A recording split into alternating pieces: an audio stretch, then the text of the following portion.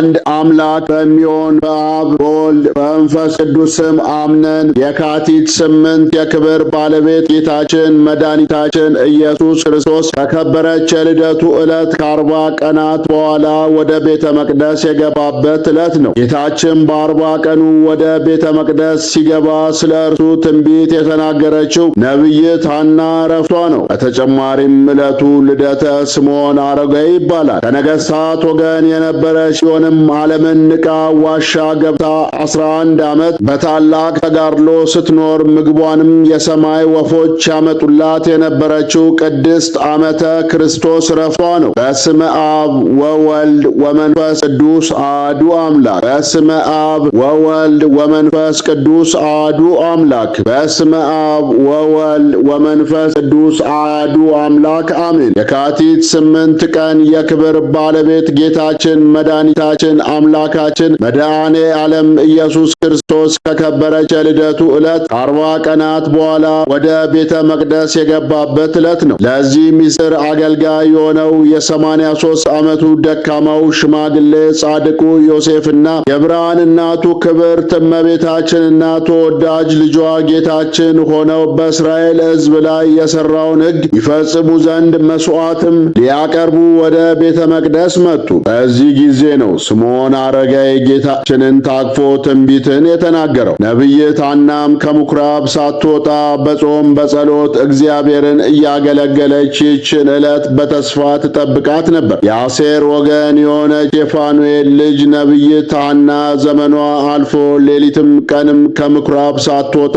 ጌታችን ወደ ቤተ መቅደስ እስከገባበት የካቲት 8 ቀን ድረስ ትንቢት እየተናገረች ኖረች። በድንግልና ከኖረች በኋላ አግብታ ከባሏ ጋር 7 ዓመት ኖራለች። ባሏ ከሞተ በኋላ ግን በቀሪ ሕይወቷ ከምኵራብ ሳትወጣ በጾም በጸሎት እግዚአብሔርን እያገለገለች ስለመኖሯ በቅዱስ ወንጌል እንዲህ ተብሎ ነው የተጻፈላት። ከአሴር ወገንም የምትሆን የፋኑኤል ልጅ ሐና የምትባል አንዲት ነቢይት ነበረች። እርሷም ከድንግልናዋ ጀምራ ከባሏ ጋር 7 ዓመት ኖረች። እርሷም 84 ዓመት ያህል መበለት ሆና በጣም አርጅታ ነበር። በጾምና በጸሎትም ሌሊትና ቀን እያገለገለች ከመቅደስ አትለይም ነበር። በዚያችም ሰዓት ቀርባ እግዚአብሔርን አመሰገነች። የኢየሩሳሌምንም ቤዛ ለሚጠባበቁ ሁሉ ለእርሱ ትናገር ነበር። የመሲሁን መምጣት ተስፋ በማድረግ ቤተ መቅደሱን ከፍተው እናገለግላለን የሚሉ ካህናተ አይሁድ ጌታችንን ባላወቁበት ወቅት ነቢይቱ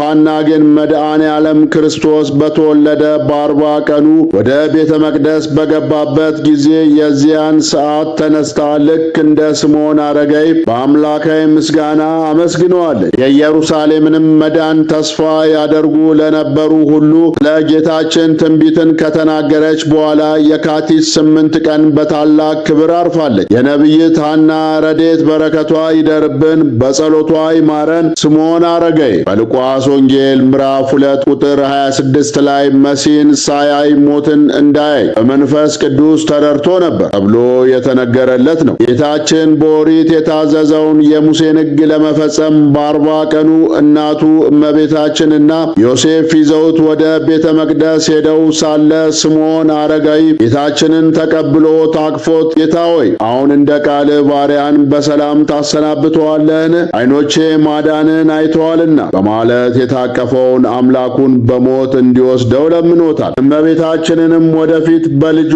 በመድኃኔ ዓለም ምክንያት የሚደርስባት ጽኑ መከራና ሐዘን በትንቢት ሲነግራት በነፍስሽ ሰይፍ ያልፋል ብሏታል። ጌታችንም ቅድስት እናቱን በእኔ ምክንያት ካገኙሽ ሐዘናት ውስጥ የትኛው ይበልጣል ብሎ ሲጠይቃት 5 ዋና ዋና ሐዘኖቿን ስትነግረው የመጀመሪያው ስምዖን በቤተ መቅደስ አይሁድ እንደሚገድሉ ትንቢት በተናገረ ጊዜ ነው ብለዋለች። ስምዖን አረጋዊ ጌታችንን ታቅፎ ሳለ ለምን ጌታ ሆይ አሁን እንደ ቃል ባሪያን በሰላም ታሰናብተዋለህ ብሎ ሞትን ለመነ ከተባለ 70 የአይሁድ ሊቃውንት የብሉይ ኪዳንን መጽሐፍ ወደ ጽርዓ ቋንቋ ሲተረጉሙ ስምዖን አረጋዊም ከነርሱ አንዱ ነበርና ትንቢተ ኢሳይያስን እንዲተረጉም ደረሰው። ሲተረጉምም ድንግል ትጸንሳለች፣ ወንድ ልጅም ትወልዳለች የሚለው ጋር ሲደርስ ይህንንማ ማን ያምነኛል በማለት ድንግል የሚለውን ቃል ሴት ብሎ ቀይሮ ጻፈው። እንቅልፍ አሸልቦት ቢነቃ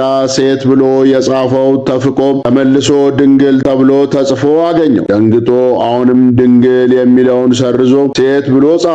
አሁንም ካሸለበው በኋላ ቢነቃ እንደ መጀመሪያው ተስተካክሎ ድንግል ተብሎ ተጽፎ አገኘው። ሶስተኛም ጊዜ እንደዛው አደረገ። አሁንም ፍቆ ቢያስተካክል እንደገና ተስተካክሎ አገኘው። ለአራተኛ ጊዜ ፍቄ አስተካክላለሁ ቢል መልአክ ተገልጦ ይህንን በዓይንህ ሳታይ አትሞትም አለው። ከዛን ጊዜ ጀምሮ ስምዖን አረጋዊ ዕድሜው እጅግ ገፍቶ እስከ 50 ዓመቱ ድረስ ከአልጋ ጋር ተጣብቆ ይኖር ነበርና የድንግልን በድንግልና ጸንሳ በድንግልና መውለድ ከተረዳ በኋላ ነው። ጌታ ሆይ አሁን እንደ ቃል ባሪያን በሰላም ታሰናብተዋለህ፣ ዓይኖቼ ማዳንን አይተዋልና ብሎ ሞቱን የለመነው። ይኸውም በዓል ልደተ ስምዖን ተብሎ የካቲት 8 ቀን ይከበራል። የቅዱስ ስምዖን ረድኤት በረከቱ ይደርብን፣ በጸሎቱ ይማረን። ቅድስት ዓመተ ክርስቶስ። ይህችውም ቅድስት ከቁስጥንጥንያ አገር የተገኘች ታላቅ እናት ናት። ከአገሪቱም የንጉሡ መሳፍንቶች ውስጥ አንዱን አግብታ ስትኖር ባሏ ሞተባት። ከጥቂት ቀን በኋላ ከመንግሥት ታላላቆች ውስጥ አንዱ ሊያገባት በፈለገ ጊዜ ጽኑ ደዌ አለብኝና ትንሽ ጠብቀኝ ብላው በማግስቱ ንብረቷን ሁሉ ለድኖች መጹታ 2 አገልጋዮቿን ይዛ በሌሊት ወጥታ ሄደች። ከኮረብታ በታች በሚገኝ በአንድ ዋሻ ውስጥ ገብታ በዚያ 11 ዓመት በታላቅ ተጋድሎ ኖረች። ምግቧንም አዕዋፋት የእጽዋትን ፍሬ እያመጡላት እርሱን ከአገልጋዮቿ ጋር ትመገብ ነበር። በንጉሥ ቁስጥንጥኖስ ዘመን አንዱ መኮንን ግብር ሊሰበስብ ወደ ምስራቅ አቅጣጫ ሄዶ ወደ አንድ ገዳም ደረሰ። መነኮሳቱም በፍቅር ተቀብለው አስገቡት። ከእነርሱ ጋር ሆኖ ሳለ ወፎች የዛፍ ፍሬዎችን ከነቅርንጫፉ እየቆረጡ ይዘው ሲበሩ አይቶ ይህ ነገር ምን እንደሆነ መነኮሳቱን ጠየቃቸው። መነኮሳቱም ወፎች እንዲህ ሲያደርጉ 11 ዓመታቸው መሆኑንና እነርሱም ለምን እንደሆነ እንደማያውቁ ነገሩት። መኮንኑም ምናልባት በተራራ ውስጥ ለሚኖር አንድ ጻድቅ እየወሰዱለት እንደሆነ ግምቱን ሲነግራቸው በመሃል አንድ ቁራ መጥቶ የዛፉን ፍሬ ቆርጦ ሲሄድ አዩት። ከአበምኔቱም ጋር ሆነው ተከትለውት የሚገባበትን አዩት። በቦታውም ደርሰው ድንጋይ ሲጥሉ ከውስጥ ድምፅ ሰሙ። ወዴት እንደሆነ ሲጠይቋቸው እኛን ለማየት ከፈለጋችሁ ራቁታችንን ስለሆንን 3 ልብሶች ጣሉልን አሏቸው። ልብሳቸውንም ከጣሉላቸው በኋላ ጭንቅ በሆነች መንገድ ተጉዘው ወደ ውስጥ ገብተው ሴቶቹን እጅ ነሷቸው። አበምኔቱም ቅድስት ዓመተ ክርስቶስን እናቴና እመቤቴ ሆይ ከወዴት ነሽ? ወደዚህ ሳመጣትሽ እንዴት ነው ብለው ጠየቋት። እርሷም ስራዋን ከመጀመሪያው እስከ መጨረሻው ነገረቻቸው። አበምኔቱም እናቴ ሆይ የምትፈቅጂ ከሆነ ከገዳም ምግብ እናምጣላችሁና ከእናንተ ጋር አብረን በአንድነት እንመገብ አሏት። እርሷም ወደዚህ ከመጣን ጀምሮ ቅዱስ ቁርባንን አልተቀበልንምና የክርስቶስን ሥጋና ደም አምጥቶ እንዲያቀብለን ቄስ እዘዝልን አለቻቸው። እርሳቸውም ቄስ አዘዙላትና የለመነችውን ተፈጽሞላት ሥጋ ወደሙን ተቀበሉ። በማግስቱም ዓመተ ክርስቶስ ረጅም ጸሎትን ከጸለየች በኋላ የካቲት 8 ቀን በሰላም አረፈች። 2 አገልጋዮቿም ወዲያውኑ ተከታትለው አረፉ። የቅድስት ዓመተ ክርስቶስና የ2 አገልጋዮቿ ረድኤት በረከታቸው ይደርብን፣ በጸሎታቸው ይማረን። አነሳስቶ ላስጀመረን አስጀምሮ ላስፈጸመን ለኃያሉ አምላክ ለልዑል እግዚአብሔር ክብር ምስጋና ይግባው። ወስብሐት ለእግዚአብሔር ወለወላዲቱ ለድንግል ወለመስቀሉ ክቡር። ይቆየን።